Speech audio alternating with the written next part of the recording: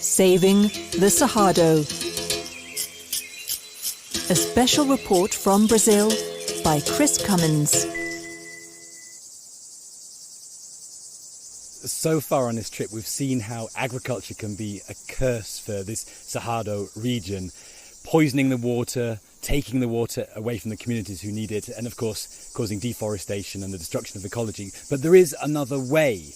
There is a way that people can grow food for people who want to eat in a way that's more in harmony with nature. And that's why we've travelled to this small-scale farm where they're trying to farm in a way that is more in tune with the needs of nature as well as the needs of people. Yeah, so yesterday you saw the problem, the big monocultures, the big devastation that comes from deforestation to plant soy, for example. And here, what we are trying to show you is the solution. So the solution is built along with the families, the smallholders, and the local communities. And in this property, for example, they produce 70 different kinds of food, like fruits and vegetables, to feed the city, for example. And this is done without any agrochemicals, without fertilizers. This is done in a natural way, conserving the Cerrado, because they love and they understand that this biome is essential for producing food for Brazil, for example. People might say, oh, but Brazil is a big country, millions of people, they're hungry, the world is hungry. We need the sort of mass agriculture that we've seen. What do you say to that? So we know that big agribusiness doesn't necessarily produce food. They usually produce commodities such as soy, corn, and beef. And once you think about food, you in Brazil are thinking about the smallholders. They are the ones that produce food that feeds the Brazil.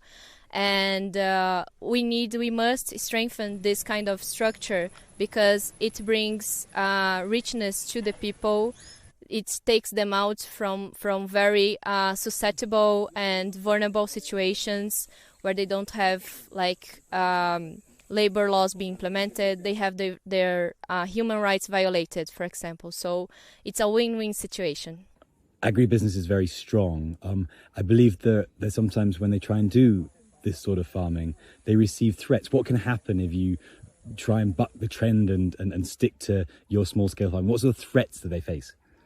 Yeah, so being a smallholder in Brazil is kind of a resistance move.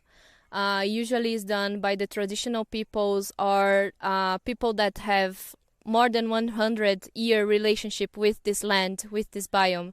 And right now, with the advance of the agribusiness, what we see is the movement of them taking up the land that is traditionally occupied, for example.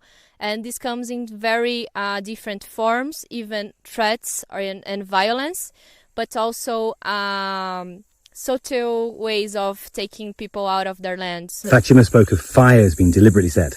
Exactly. Fire is a big issue in the Cerrado because the biome naturally burns, but once it's humanly induced, it's out of control, and usually the fire doesn't keep restrained to the place that it's supposed to be. So the fires are set.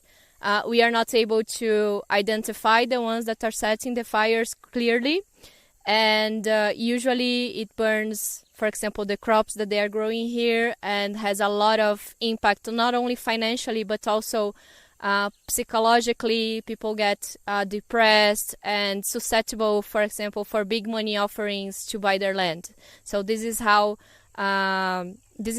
sometimes local farmers, smallholders are forced out of their lands.